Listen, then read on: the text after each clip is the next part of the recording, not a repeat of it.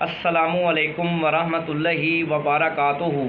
अल्लाह तबारक व तआला दे सोहणे ते बबरकत नाम तो शुरू करना जिहड़ा तमाम जहाना दा मालिक है। ते बेलियो ते सजनों की हाल है तुहाडा। मैं उम्मीद करना कि तुसी सारे ठीक ठाक होसो ते तकड़े होसो ते अल्लाह तबारक व तआला तुहाडे ते हज़ारा नेमतां ते बरकतां दा नज़ूल फरमाए। ते बेलियों भी गल इंज है भी तुसी मेरा यूट्यूब चैनल रै जफर इकबाल ट्रिपल के वेख रहे हो तो मेरे चैनल नू सबसक्राइब भी करना है तो लाइक भी करना है तो बैल आइकन नू लाजमी दबा लेना है। तो अगे मैं थानू हड़ बीती गल सुनाई है तो हुण मैं थानू जग बीती गल सुनानी है। जग बीती गल इस तरह है भी एक मेरा बेली हुंदा है तो उन्नू हो जाती मुहब्बत। तो जदों उन्नू मुहब्बत हो जाती है ना तो जेड़े इंसान नूं भी मुहब्बत हो जाए ना तो वह बड़ा बेचैन तो बेकरार तो उनकी बड़ी बेचैनी वधदी जाती है। उनका ना खावन तो दिल करता है ना पीवन तो दिल करता है तो वह बेकरार होंदा है ना वो अच्छी तरह सह सकता है। तो जदों उन्होंने मुहब्बत हो जाती ना एक हफ्ता गुजर जाता है तो वह बड़ा बेकरार होंदा है। तो एक दिन वो मैनू दसदा है कि यार ना आए गल हो गई है, मैनू हो गई मुहब्बत तो मैं बड़ा परेशान हाँ, मैनू कोई तरीका दस। मेरे दिल दे विच ना ये ख्याल पैदा होया बई ए जेड़े साडे इलाके दे विच जेड़े है एवें दम करन वाले बंदे बने हुए ने, इन्हां नूं तां ज़रा चैक करा। मैं उन्होंने आख्या भी चलो करने हैं। एक मेरा होर डॉक्टर दोस्त होवे उन्होंने मैं कि यार इस तरह एक बेली है तो उन्होंने घबराहट बड़ी होंदी है, कोई बीमारी भी नहीं कोई मसला भी नहीं, इनका की तरीका करी। उस आखे यार ना दो मेरे जानन वाले हैं जेड़े दम दरूद करते हैं, उन्हों का पीरी फकीरी का काम बड़ा चलता है, धागा बड़ा चलता है, उन्होंने को आप चलने हैं।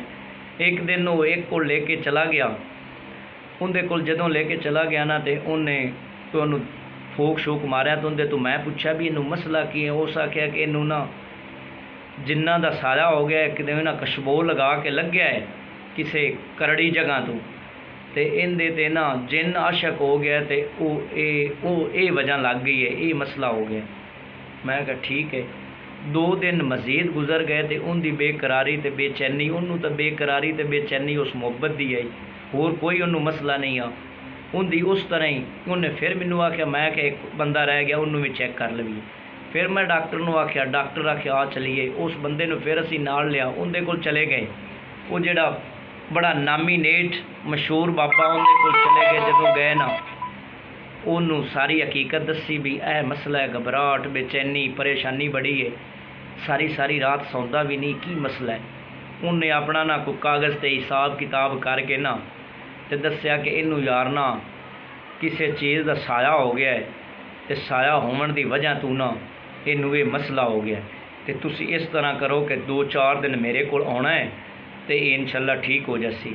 तो जदों उन्हें ये गल की ना तो मेरे दिल दे विच ये ख्याल पैदा होया कि ये जेड़े बाबे ने ना ये एवें फराड़िए ही बने हुए ने, ये कोई गल बात कोई नहीं इन्हां कोल, एवें दम कर देंदे ने तो कोई अल्लाह के करम दे नाल अल्लाह के फजल दे नाल कोई उन्हां दा काम सीधा भी हो जाता है। तो जदों सीधा हो जाता है तो सीधा जिंदा होंदा है वो होगा 4 मजीद बंदे ओदे फसा के ते भेज दिंदा है। तो इस वास्ते ये जेड़े है दम दरूद वाले है जेड़े एवें फराड़िए बंदे बने हुए ने, एवें बजुर्ग बने हुए ने, कोई गल बात नहीं होंदी। इन्हां तो दोस्तों बचो, सजनों इन्हां तो बचना चाहिए है। ये कोई गल बात नहीं होंदी। अल्लाह तबारक व तआला दी जेड़ी ज़ात है ना बड़ी रहीम है बड़ी करीम है। तो अल्लाह ताला दी ज़ात ते अपना अकीदा मजबूत कर लो, अपने आप को मजबूत कर लो। अल्लाह ताला बहुत रहीम है बहुत करीम है, उनके तो बगैर तो कोई पत्ता भी नहीं हिल सकता। तो साडे ये पिंडां दे जेड़े लोग ने इन्हां दे अकीदे ही कुछ इस तरह हो गए ने कि मैं तुहानूं की दस्सां। अगली गल मैं नहीं करना चाहता। तो अल्लाह तबारक व तआला उन्होंने हिदायत देवे।